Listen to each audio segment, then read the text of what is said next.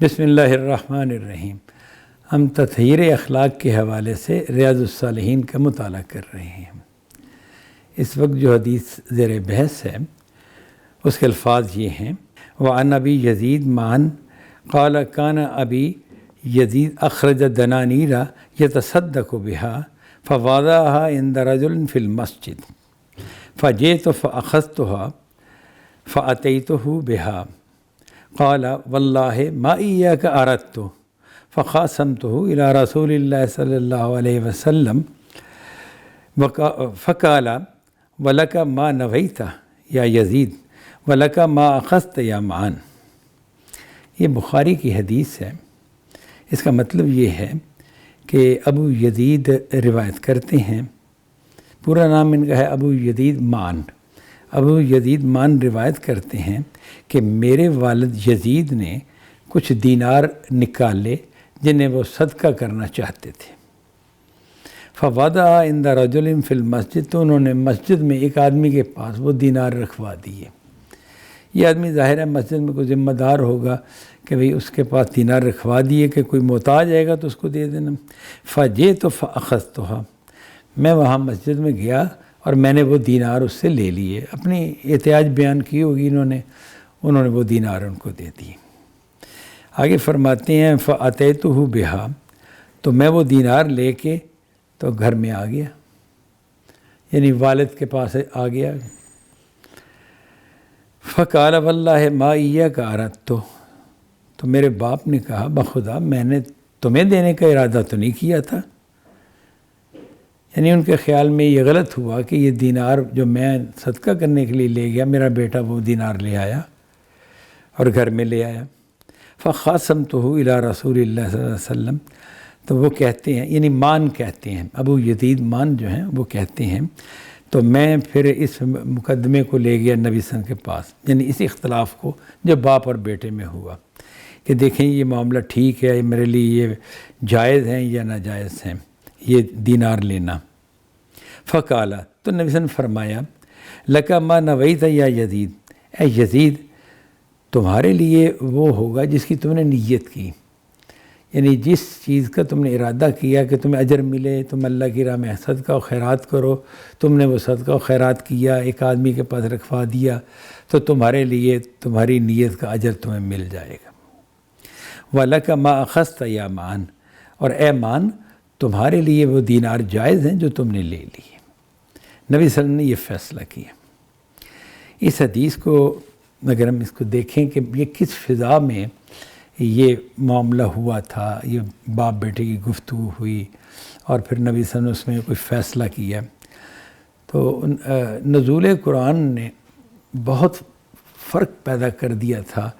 وہاں جو انسان موجود تھے، جو ایمان لے آئے تھے، جو نبی کے صحابہ تھے، ان کی شخصیتوں میں، ان کی نفسیات میں، ان کی سوچ میں بالکل بدل کر رکھ دیا تھا۔ یعنی وہ عام دنیا کی طرح سوچنے والے لوگ نہیں رہے تھے، بہت سی چیزوں کے بارے میں انتہائی کانشیس ہو گئے تھے، انتہائی حساس تھے وہ چیزوں کے بارے میں، کچھ خاص چیزیں جو ایمان کی بنا پہ جو اعمال وہ انجام دیتے تھے۔ اس حوالے سے قرآن مجید کی دو آیتیں جو ہیں، مطلب آیتیں تو بے شمار ہیں جو صدقہ و خیرات کے حوالے سے ابھارتی تھیں اور ابھارتی ہیں، آج بھی ابھارتی ہیں اور اس زمانے میں بھی ابھارتی تھیں۔ وہاں تو نبی صلی اللہ علیہ وسلم چونکہ خود موجود تھے تو قرآن مجید کی آیات جب وہ تلاوت کرتے تھے اور وہ لوگوں کو اس کی طرف ترغیب دیتے تھے، جو ترغیب قرآن مجید میں پائی جاتی تھی وہ ان پر پیش کرتے تھے، تو اس کے اثرات ہی بہت مختلف تھے۔ اسی وجہ سے صحابہ کہا کرتے تھے کہ آپ کی صحبت میں تو ہم بالکل ہی اور طرح کے ہو جاتے ہیں، لیکن جب ہم آپ سے اٹھ کر گھروں میں جاتے ہیں تو ہماری کیفیتیں بدل جاتی ہیں۔ تو نبی صلی اللہ علیہ وسلم نے اس بات کو اپریشیٹ کیا کہ ہاں یہ میری محفل میں جو تمہاری صورتحال ہوتی ہے، اگر یہ تمہاری ہمیشہ رہے، یعنی کہ جب تم گھر جاؤ وہاں بھی یہی رہے، تو فرشتے تم سے بستروں میں سلام کریں، یعنی کہ تمہارا معاملہ جو ہے بہت آگے بڑھ جائے۔ یہ آیتیں ہم دیکھتے ہیں جی۔ بسم اللہ الرحمن الرحیم۔ مثل الذین ينفقون اموالهم فی سبیل اللہ کمثل حبۃ انبتت سبع سنابل فی کل سنبلۃ مئۃ حبۃ واللہ یضاعف لمن یشاء واللہ واسع علیم۔ مثال ان لوگوں کی جو اللہ کے راستے میں اپنا مال خرچ کرتے ہیں، کمثل حبۃ انبتت سبع سنابل، اس کی مثل ہے کہ ایک دانہ جو ہے اس سے 7 بالیاں نکلیں، یعنی ایک دانہ بویا 7 بالیاں نکلیں اس سے، اور ہر بالی کے اندر 100 حبۃ 100 دانے تھے، تو اس کے بعد 100 دانے ہو گئے۔ واللہ یضاعف لمن یشاء، جس کے لیے اللہ چاہتا ہے وہ ان سے بھی بڑھا دیتا ہے، یعنی 700 سے بھی بڑھا دیتا ہے۔ واللہ واسع علیم، اللہ تعالیٰ بڑی وسعت والا ہے، بڑے علم والا ہے۔ یہ آیت جو ہے نا، یہ انفاق کی ترغیب دے رہی ہے، اور بڑے ایک مثال جو بیان کی گئی ہے کہ انفاق کرنے والے کی مثال تو اس طرح کی ہے کہ اس نے کچھ انفاق کیا، وہ اپنے اجر کے اعتبار سے اس طرح بڑھ گیا، اتنا بڑا کہ جیسے ایک بیج بویا گیا اور اس سے 700 دانے پیدا ہوئے، بلکہ اس سے بھی زیادہ۔ تو اس کا مطلب ہے کہ جو انفاق کرنے والے ہیں وہ خدا کے ہاں بڑا اجر پائیں گے، جتنا انہوں نے کیا ہوگا نا اس سے کئی گنا زیادہ اجر پائیں گے۔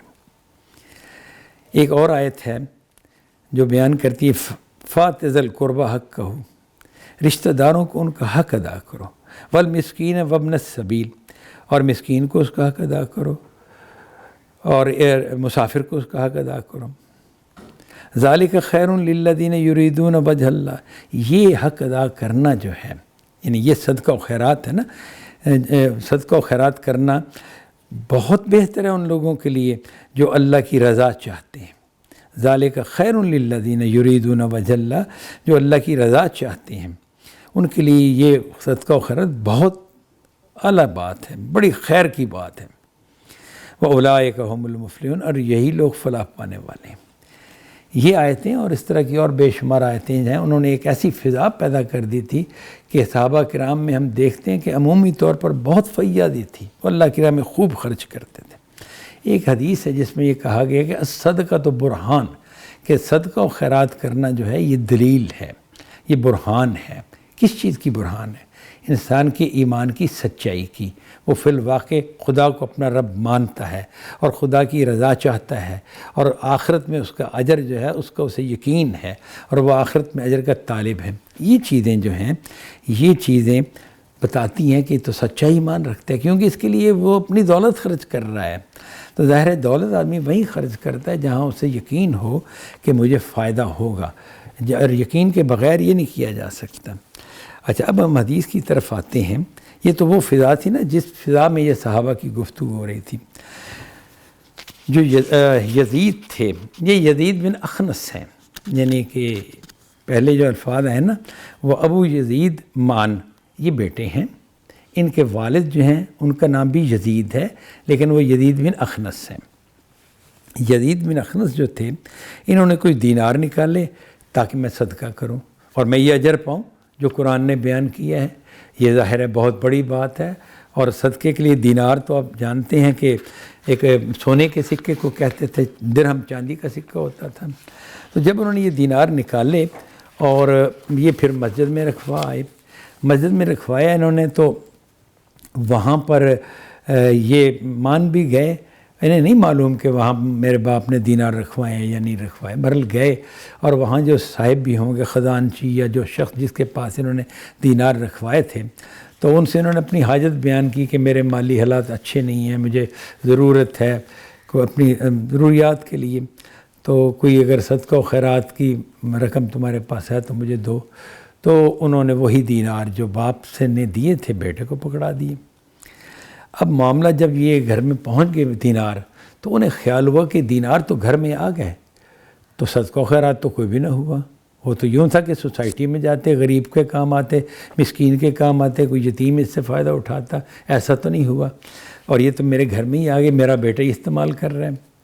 تو یہ انہیں الجھن ہوئی، تو پھر انہیں یہ بتایا، یہ نبی صلی اللہ علیہ وسلم کے پاس لے کے چلے گئے۔ جب نبی صلی اللہ علیہ وسلم کے پاس گئے تو آپ نے یہ کہا کہ دیکھیں، جو بات آپ نے واضح کی، یعنی یزید بن اخنس جو تھے، جو باپ تھے، انہیں جو بات واضح کی وہ یہ ہے کہ دیکھیں، جب آپ نے دینار نکالے اور وہ مسجد میں دے دیے، بندے کے پاس رکھوا دیے کہ بس اب یہ تم نے آگے دے دینے ہیں کسی کو، آپ نے اپنی طرف سے نکال دیے، تو آپ کی جو نیت تھی اس نیت کے مطابق آپ کو اجر مل گیا، آپ کو اجر مل گیا، اور اب آپ کی فکر کی بات نہیں رہی۔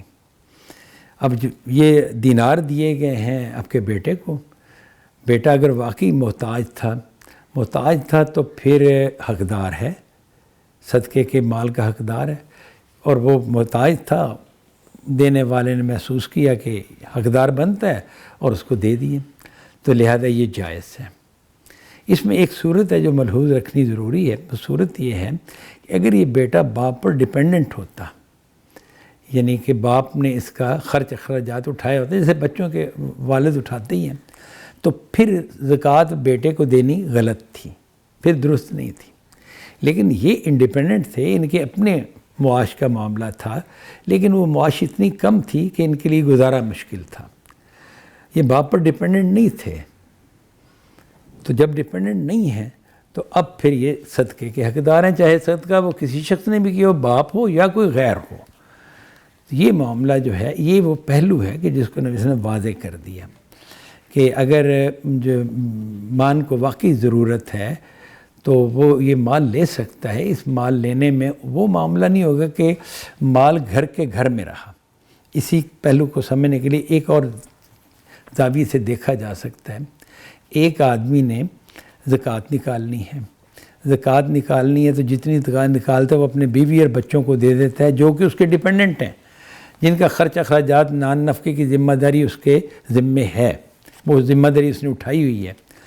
تو یہ غلط ہوگا، یہ صحیح نہیں ہوگا، کیونکہ اس کے نتیجے میں تو جو ماہانہ اسے خرچ کرنا تھا وہ ماہانہ خرچ جو ہے وہ بالکل ہی یعنی کہ رہ جائے گا، کم رہ جائے گا نا، پھر رعایت مل گئی، اس نے زکوٰۃ کو اپنے گھر میں استعمال کر لیا۔ یہ گھر میں استعمال کرنا زکوٰۃ کا یہ درست نہیں ہے۔ تو یہ حدیث جو ہمیں یہ پہلو واضح کرتی ہے کہ صدقہ و خیرات جب آپ نے نکال دیا اور جو لینے والا آپ کا ڈیپینڈنٹ نہیں ہے تو پھر وہ لے سکتا ہے، اس میں کوئی چیز ناجائز نہیں ہے۔ وآخر دعوانا ان الحمد للہ رب العالمین۔